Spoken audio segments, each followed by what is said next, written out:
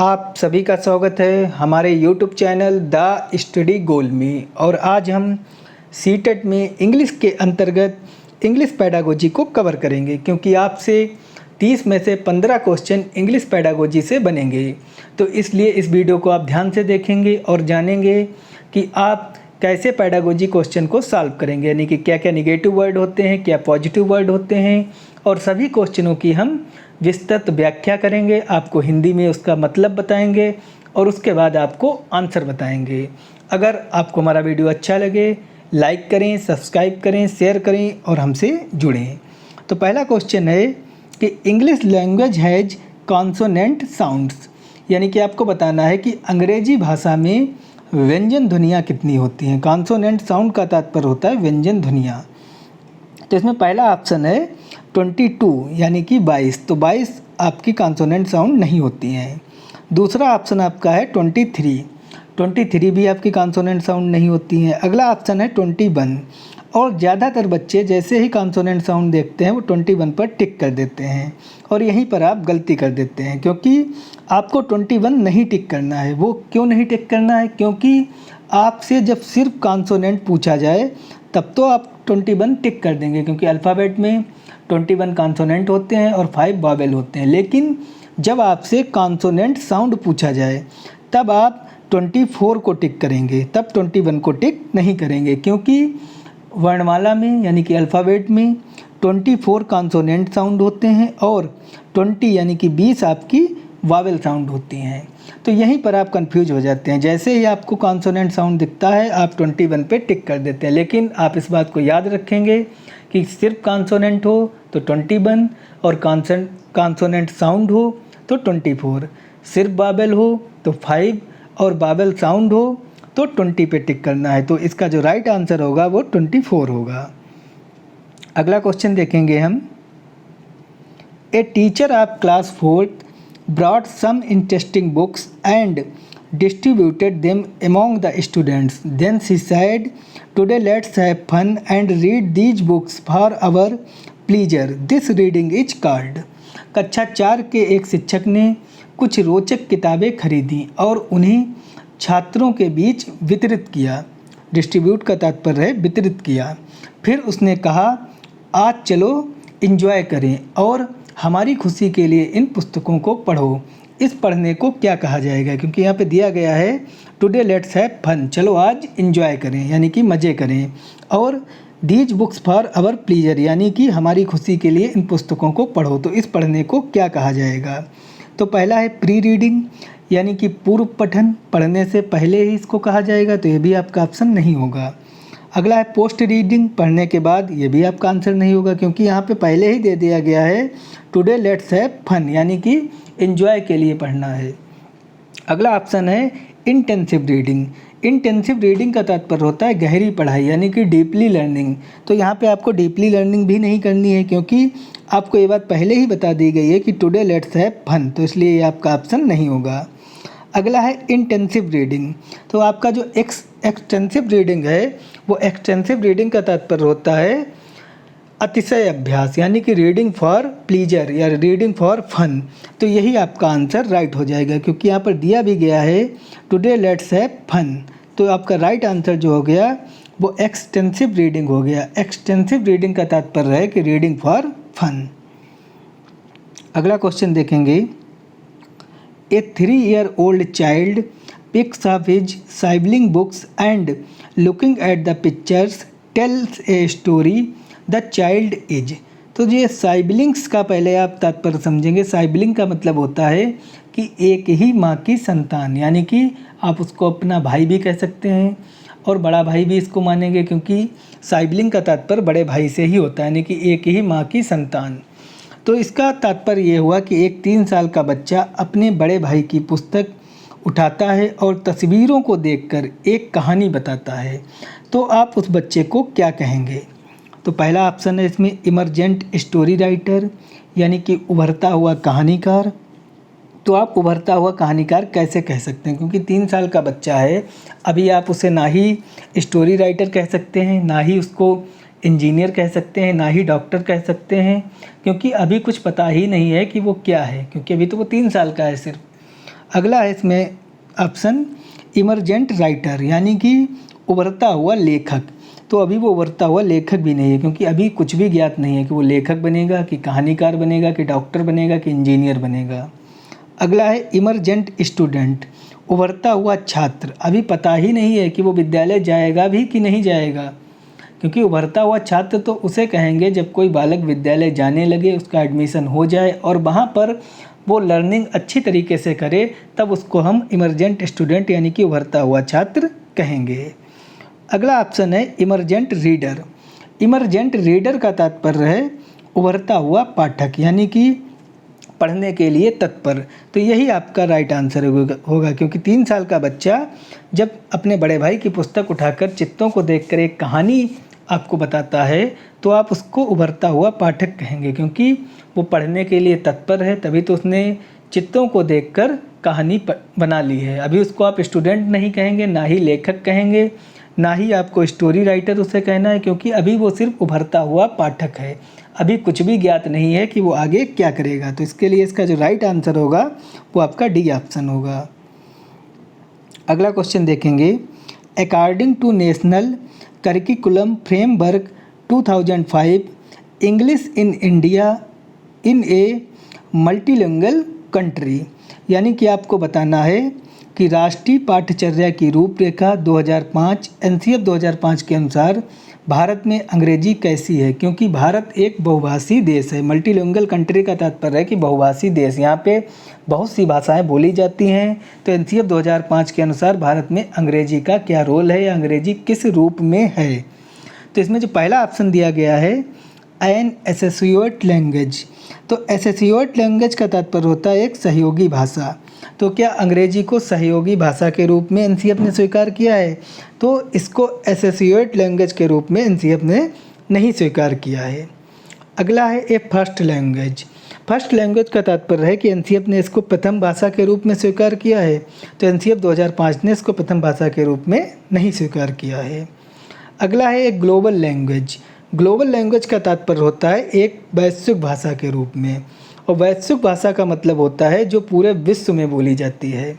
तो इसको हम रोके रखेंगे। अगला है ए फॉरेन लैंग्वेज, यानी कि एक विदेशी भाषा के रूप में, तो ये भी आपका ऑप्शन नहीं है। तो इसमें जो राइट ऑप्शन है वो आपका 3 ऑप्शन है कि एक ग्लोबल लैंग्वेज, यानी कि एक वैश्विक भाषा के रूप में जो पूरे विश्व में बोली जाती है।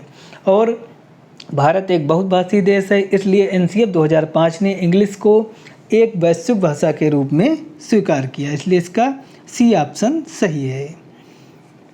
अगला क्वेश्चन देखेंगे, a teacher of class 3rd find that some students understand the concept more clear when she explain them orally, their learning style is. कक्षा 3 की एक शिक्षक ने पाया कि कुछ छात्र अवधारणा को अधिक स्पष्ट रूप से समझते हैं जब वह उन्हें मौखिक रूप से समझाती है। तो उनकी सीखने की शैली कैसी है, यानी कि यहाँ पे आपको दिया गया है ओरली, जब वो मौखिक रूप से समझाती है तो वो अच्छे तरीके से सीखते हैं। तो उन बच्चों की सीखने की शैली कैसी है आपको बताना है।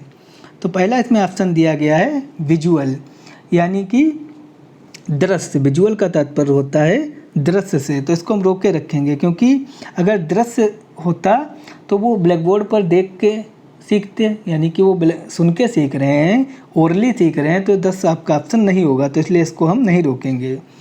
अगला है ऑडिटरी। ऑडिटरी का तात्पर्य होता है श्रवण, यानी कि सुनने की शैली, सुनने की योग्यता या सुनने की क्षमता। तो इसको हम रोक लेंगे, क्योंकि यहाँ पर ओरली की बात की गई है और ऑडिटरी का तात्पर्य होता है श्रवण क्षमता। अगला है एस्थेटिक, इसका तात्पर्य होता है सौंदर्य बोध, और काइनेस्टिक इसका तात्पर्य होता है असौंदर्य बोध। तो आपके ये दोनों ऑप्शन नहीं होंगे, तो इसमें जो राइट ऑप्शन आपका होगा वो आपका हो जाएगा बी ऑप्शन कि ऑडिटरी। ऑडिटरी का तात्पर्य होता है जिनकी सुनने की शैली अच्छी होती है, या जिनके अंदर श्रवण क्षमता बहुत अधिक होती है, या जो सुनकर चीज़ों को कॉन्सेप्ट बना लेते हैं, उनको ऑडिटरी कहते हैं। और यहाँ पर बताया भी गया है कि वो जब उन्हें मौखिकी रूप से, यानी कि मौखिक रूप से ओरली समझाती है तो वो अच्छे से सीखते हैं। यहाँ पे बताया गया है कि कॉन्सेप्ट मोर क्लियर, यानी कि कॉन्सेप्ट उनका और अधिक स्पष्ट हो जाता है जब मौखिक रूप से वो समझाती है। तो इसलिए यहाँ पे इसका राइट आंसर ऑडिटरी होगा। अगला क्वेश्चन देखेंगे, a teacher ask the student to read the text for information and create their own interpretation beyond the literal which sub skill is she practising in the class. यानी कि एक जो शिक्षक है वो छात्रों को सूचना के लिए पाठ पढ़ने और शाब्दिक से परे अपनी व्याख्या बनाने के लिए कहता है। वह किस उपकौशल का कक्षा में अभ्यास कर रही है। यानी कि वो किस उपकौशल का कक्षा में अभ्यास करा रही है। सब स्किल का तात्पर्य होता है कि वो किस कौशल का कक्षा में अभ्यास करा रही है। क्यों कहा? क्योंकि यहाँ पे आपको सी दिया गया है, यानी कि फैमिलिंग जेंडर है, स्त्रीवाचक है। तो इसमें जो पहला ऑप्शन दिया गया है समराइजिंग, तो समराइजिंग का तात्पर्य होता है कि सारांश, संक्षेप के रूप में। तो इसको हम रोके रखेंगे कि शायद ये ऑप्शन हो जाए।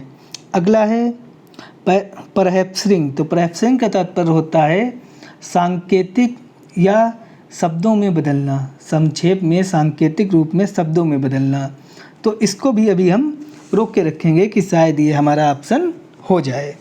अगला है प्रीडिक्टिंग, तो आपका प्रीडिक्टिंग मीन्स होता है कि जिसकी भविष्यवाणी कर दी जाए। तो इसको भी हम रोक के रखेंगे अभी। अगला आपका ऑप्शन है इन्फेरिंग, तो जो इन्फेरिंग का तात्पर्य होता है निष्कर्ष निकालना या अनुमान लगाना। तो अब आप यहाँ पे देख रहे होंगे कि आपके लिए राइट आंसर क्या होगा, क्योंकि इसमें कहा गया है कि एक शिक्षिका है वो छात्रों को सूचना के लिए पाठ पढ़ने और शाब्दिक से परे अपनी व्याख्या बनाने के लिए कहती है। तो वह इस कौशल का क्यों प्रयोग कर रही है? क्योंकि वो अनुमान लगाना चाहती है, इन्फेरिंग करना चाहती है। इन्फेरिंग का तात्पर्य होता है अनुमान से, यानी कि वो अनुमान लगाना चाह रही है कि वहाँ पर छात्र कैसे सीख रहे हैं, छात्र अपने कैसे कौशल का विकास कर रहे हैं, भाषा कौशल को किस प्रकार से सीख रहे हैं। इसलिए यहाँ पे जो राइट आंसर होगा वो इन्फेरिंग, अनुमान होगा, क्योंकि ना ही प्रेडिक्टरी होगा यानी कि भविष्यवाणी, ना ही समराइजिंग होगा संक्षेप रूप में। तो राइट आंसर इसका इन्फेरिंग होगा। अगला क्वेश्चन देखेंगे। Before starting a new chapter on the honest woodcutter, the teacher started a discussion with the student on honesty.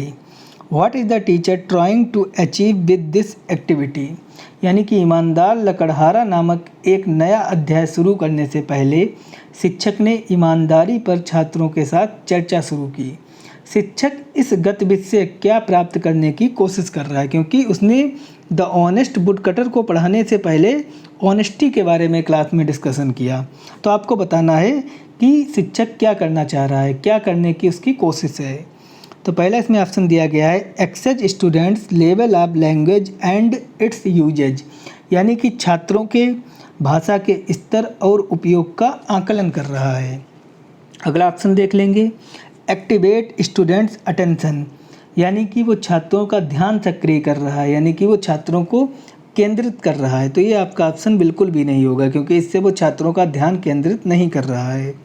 अगला है एक्टिवेट स्टूडेंट्स प्रीवियस नॉलेज, यानी कि छात्रों के पिछले ज्ञान को सक्रिय कर रहा है, यानी कि वो ऑनेस्टी, छात्र ईमानदारी के बारे में जो जानते हैं वो ईमानदारी से जोड़कर ईमानदार लकड़हारे की कहानी सुनाना चाहता है। तो इसलिए इस ऑप्शन को हम रोके रखेंगे। अगला है एक्टिवेट स्टूडेंट स्किल, यानी कि छात्रों के कौशल को सक्रिय कर रहा है। तो ये भी आपका ऑप्शन नहीं होगा। तो इसमें आप जो देख रहे होंगे वो आपको राइट आंसर मिल रहा है सी ऑप्शन, कि एक्टिवेट स्टूडेंट्स प्रीवियस नॉलेज, यानी कि वो छात्रों के पिछले ज्ञान को सक्रिय कर रहा है। क्योंकि एनसीएफ 2005 में ये कहा भी गया है कि आप छात्रों को उनके प्रीवियस नॉलेज से जोड़कर पढ़ाएंगे, यानी कि जो उनका पूर्व ज्ञान है पूर्व ज्ञान से जोड़कर पढ़ाएंगे। और छात्रों को जो ऑनेस्टी यानी कि ईमानदारी के बारे में पता था, इसलिए वो उनके पूर्व ज्ञान ईमानदारी से जोड़कर द ऑनेस्ट वुडकटर, यानी कि ईमानदार लकड़हारे की कहानी को जोड़ रहा है कि पहले वो ईमानदारी के बारे में बताएगा, बाद में वो ईमानदार लकड़हारे की चैप्टर को आगे पढ़ेगा। तो इसलिए इसका राइट ऑप्शन सी हो गया। अगला क्वेश्चन देखेंगे। A child got admission to a new school, the teacher was surprise to see that he would speak 4 language but could not speak in English, he is a. एक बच्चे का एक नए school में प्रवेश हुआ। शिक्षक यह देखकर हैरान था कि वह 4 भाषाएं बोल लेता है लेकिन अंग्रेजी नहीं बोल सकता। What could not speak in English, यानी कि वो अंग्रेजी में बातचीत नहीं कर सकता। तो वो कैसा है, यानी कि वो बालक को आप किस रूप में देखेंगे। तो पहला ऑप्शन है इसमें लिंग्विस्ट। तो लिंग्विस्ट का तात्पर्य होता है भाषाविद, और जो भाषाविद होता है उसको हम कहते हैं, जैसे आपको हिंदी के बारे में संपूर्ण ज्ञान है तो आपको हिंदी का भाषाविद कहा जाएगा, हिंदी का ज्ञाता कहा जाएगा। तो इसलिए वो भाषाविद नहीं है क्योंकि उसको 4 भाषाओं का ज्ञान है। अगला है मोनोलिंगुअल। मोनोलिंगुअल का तात्पर्य होता है एकल भाषिक, यानी कि जिसको एक भाषा का ज्ञान हो। तो उसको 4 भाषाओं का ज्ञान है, इसलिए मोनोलिंगुअल नहीं होगा। अगला ऑप्शन है बिलिंगुअल। बिलिंगुअल का तात्पर्य होता है द्विभाषिक, जिसको 2 भाषाओं का ज्ञान हो। तो ये भी आपका ऑप्शन नहीं होगा क्योंकि आपसे क्वेश्चन में पूछा गया है कि उसको 4 लैंग्वेजों का ज्ञान है। अगला है मल्टीलिंगुअल। तो मल्टीलिंगुअल का तात्पर्य होता है बहुभाषी या बहुभाषिक। तो यही इसका आपका राइट आंसर होगा, क्योंकि ऐसा ज़रूरी नहीं है कि आपको इंग्लिश आती ही हो तभी आपको बहुभाषी कहा जाएगा। बहुभाषी का तात्पर्य होता है कि आपको 2 से अधिक अगर भाषाएं आती हैं, 2 से अधिक भाषाओं को अगर आप बोल लेते हैं तो आपको बहुभाषी कहा जाएगा। ज़रूरी नहीं कि आपको इंग्लिश आती ही हो। तो इसलिए इसका राइट ऑप्शन डी हो गया। अगला क्वेश्चन देखेंगे हम। A student of class 5 while reading a chapter find some difficult and unfamiliar words and is not able to get the meaning of those words he should। यानी कि एक chapter को पढ़ते हुए कक्षा 5 के छात्र को कुछ कठिन और अपरिचित शब्द मिलते हैं और उन शब्दों का अर्थ प्राप्त करने में वह सक्षम नहीं है, तो उसे क्या करना चाहिए। आपको बताना है कि एक कक्षा 5 का छात्र है जो कोई एक चैप्टर पढ़ रहा है जो कठिन है और जिनसे वो परिचित नहीं है और वो उनका अर्थ नहीं प्राप्त कर पा रहा है, तो उसको क्या करना चाहिए। तो पहला ऑप्शन है इसमें ask his classmate every time to help, यानी कि मदद के लिए उसे हर बार अपने सहपाठी से पूछना चाहिए। तो ये आपका ऑप्शन बिल्कुल नहीं होगा, क्योंकि आप हर बार अपने सहपाठी से ही पूछेंगे। आप जैसे ही थोड़ा सा फंसे तुरंत सहपाठी से पूछने लगेंगे, तो ये आपका आंसर नहीं है। दूसरा है आस्क द टीचर। तो इसको हम रोके रखेंगे कि शायद ये आपका आंसर हो जाए। अगला है इग्नोर और skip the word and keep reading, यानी कि शब्दों को अनदेखा कर दें या छोड़ दें और पढ़ना जारी रखें। तो ये तो आप बिल्कुल भी नहीं करेंगे कि जो भी शब्द आपको नहीं आ रहा होगा उसको आप स्किप कर देंगे, छोड़ देंगे और आगे बढ़ जाएंगे। अगला है guess the meaning in content, यानी कि विषय वस्तु से अर्थ का अनुमान लगाएं। यानी कि जो आप चैप्टर पढ़ रहे हैं उस चैप्टर के कंटेंट से आप उस शब्द का अनुमान लगाएं कि इस कंटेंट में, इस अध्याय में या इस विषय वस्तु में जो 2-3 लाइनें हैं वहाँ पर जो कंटेंट है उस कंटेंट में इस शब्द का क्या अर्थ हो सकता है, उसका आप अनुमान लगाएं। तो इसको भी हम रोक लेंगे। तो अब आप देख रहे होंगे आपके पास 2 ऑप्शन है, एक तो बी और डी। तो इसमें जो राइट आंसर आपका होगा वो डी होगा, क्योंकि ये क्वेश्चन आया हुआ था आपका 2019 में जुलाई में, और जिसमें आयोग ने डी ऑप्शन माना था। क्योंकि यहाँ पर ऐसा नहीं है कि आप अध्यापक से ही पूछेंगे, क्योंकि अगर आप जैसे घर में कोई लेसन पढ़ रहे हैं और वहाँ पर आपको किसी शब्द का अर्थ नहीं पता है, कोई कठिन शब्द है, आप उससे अपरिचित हैं, तो क्या आप कल पहले टीचर से पूछेंगे जाके तब आगे चैप्टर पढ़ेंगे? तो ऐसा नहीं करेंगे। आप वहाँ पर पहले जो कंटेंट पढ़ रहे होंगे उस कंटेंट से एक अनुमान लगा लेंगे कि इस शब्द का क्या अर्थ हो सकता है। इसलिए आयोग ने इसका डी ऑप्शन माना था और डी ऑप्शन सही भी होगा। अगला क्वेश्चन है as per Noam Chomsky theory the role of language acquisition device led help children to, यानी कि नॉम चॉम्स्की के सिद्धांत के अनुसार लैड की भूमिका बच्चों की क्या मदद करती है। यानी कि जो लैंग्वेज एक्विजिशन डिवाइस है जिसको शॉर्ट में लैड कहते हैं, वो बच्चों को क्या सीखने में मदद करती है। तो पहला इसमें ऑप्शन दिया गया है जनरेट ग्रामर रूल्स, यानी कि व्याकरण के नियम उत्पन्न करे। तो इसको हम रोक के रखेंगे। दूसरा है communicative actively in second language, यानी कि दूसरी भाषा में सक्रिय रूप से संवाद करे। तो इसके बारे में बिल्कुल नॉम चॉम्स्की के सिद्धांत में नहीं कहा गया है। अगला ऑप्शन है लर्न सेकंड लैंग्वेज इजली, यानी कि दूसरी भाषा आसानी से सीखे। तो इसको भी अभी हम रोक लेंगे। अगला ऑप्शन है imitate the language spoken by adults, यानी कि वयस्कों द्वारा बोली जाने वाली भाषा का अनुकरण करे। तो ये भी आपका ऑप्शन नहीं होगा, क्योंकि नॉम चॉम्स्की ने बिल्कुल भी ऐसा नहीं कहा है कि जो वयस्क भाषा बोलते हैं उनका अनुकरण करे वो, क्योंकि जो नॉम चॉम्स्की ने कहा है कि बालक जो होता है वो लैड के द्वारा, जो उसके अंदर लैंग्वेज एक्विजिशन डिवाइस है, मस्तिष्क में जो एक लैड नामक डिवाइस है, उसके द्वारा बालक स्वयं भाषा का अर्जन करता है और अपने व्याकरण के जो नियम है वो खुद बनाता है। तो इसलिए इसका जो राइट ऑप्शन होगा वो आपका ए ऑप्शन होगा कि जनरेट ग्रामर रूल्स, यानी कि व्याकरण के नियम उत्पन्न करे, स्वयं भाषा के व्याकरण के नियम उत्पन्न करे, और लैड का यही कार्य भी होता है। तो इसलिए इसका फर्स्ट ऑप्शन सही होगा। अगला क्वेश्चन देखेंगे, the study of how words combine to form phrases, phrases combine to form clauses and clauses join to make sentence in known as, यानी कि शब्द वाक्यांशों को बनाने के लिए कैसे संयोजन करते हैं और वाक्यांशों के संयोजन से शब्द बनते हैं और उन खंड को वाक्य के रूप में जाना जाता है। तो आप उस खंड को क्या कहेंगे? पहला इसमें ऑप्शन दिया गया है कोलिक्यूल, कोलिक्यूल का तात्पर्य होता है बोलचाल का। अगला ऑप्शन आपका है सेमांटिक्स, सेमांटिक्स का तात्पर्य होता है आपका शब्दार्थ का। अगला ऑप्शन है आपका सिंटैक्स, और सिंटैक्स का तात्पर्य होता है वाक्य विन्यास का, और कोलोकेशन का तात्पर्य होता है मोर्चा यानी कि स्थित का। तो इसमें जो राइट ऑप्शन है वो आपका सिंटैक्स हो गया है, क्योंकि सिंटैक्स का तात्पर्य होता है आपका वाक्य विन्यास से। तो यहाँ पर जो दिया गया है फ्रेजेज और phrases combine to form of clause, तो इसको आप सिंटैक्स कहेंगे, यानी कि वाक्य विन्यास कहेंगे। एक वीडियो भी हम एक बना देंगे, उसमें हम आपको ये सेमांटिक्स क्या होता है, सिंटैक्स क्या होता है, मॉर्फिम क्या होता है, इन सभी वर्डों को हम क्लियर कर देंगे बाकायदा डेफिनेशन के साथ। अगला आपसे क्वेश्चन देखेंगे हम, विच of the following statement is correct, यानी कि आपको बताना है कि कौन सा कथन सही है। Which of the following statement is correct, कौन सा कथन सही है।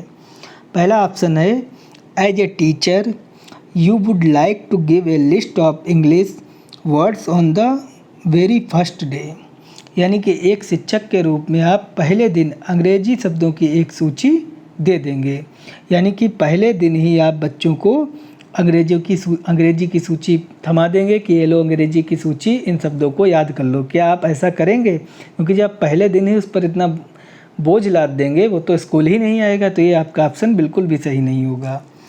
दूसरा है it is difficult to teach English as they use their first language in every aspect and ignore language, यानी कि अंग्रेजी सीखना मुश्किल है। जैसे ही आपको डिफ़िकल्ट मिल गया आप इसको कभी भी नहीं चुनेंगे, क्योंकि कोई भी चीज़ मुश्किल नहीं है, सभी चीज़ों को सीखा जा सकता है। और इसमें कहा गया है कि अंग्रेज़ी सीखना मुश्किल है क्योंकि आप अपनी पहली भाषा का उपयोग करते हैं और अंग्रेज़ी को इग्नोर करते हैं, यानी कि अवॉइड करते हैं। तो ये आपका ऑप्शन नहीं होगा। अगला है children's first language is hurdle in learning English, यानी कि जो बच्चे की पहली भाषा होती है मातृभाषा, वो अंग्रेजी सीखने में बाधा उत्पन्न करती है। हर्डल का तात्पर्य होता है बाधा से। तो क्या मातृभाषा आपको अंग्रेजी सीखने में बाधा उत्पन्न करती है? तो बिल्कुल भी नहीं करती है, क्योंकि मातृभाषा और आपको अंग्रेजी सीखने में सहायता उत्पन्न करती है, आपको सहायता देती है। मातृभाषा कहा भी गया है, NCF 2005 में कहा गया है कि आप पूर्व ज्ञान से नए ज्ञान को सीखेंगे, यानी कि अगर आपको कुछ भी सीखना है तो पूर्व ज्ञान से जोड़कर सीखेंगे, और शिक्षक भी आपको पूर्व ज्ञान से जोड़कर सिखाएगा। तो यानी कि मातृभाषा तो आपकी सहायक के रूप में है, ना कि आपके बाधा के रूप में। तो ये आपका ऑप्शन नहीं होगा। अगला है children come to school with a treasure of experience and their mother tongue act like a resource in learning English, यानी कि बच्चे अनुभव का खजाना लेकर स्कूल आते हैं। ट्रेजर का तात्पर्य होता है खजाना से, कि बच्चे अनुभव का खजाना लेकर स्कूल आते हैं और उनकी मातृभाषा अंग्रेजी सीखने में एक संसाधन की तरह काम करती है। रिसोर्स का तात्पर्य होता है संसाधन से।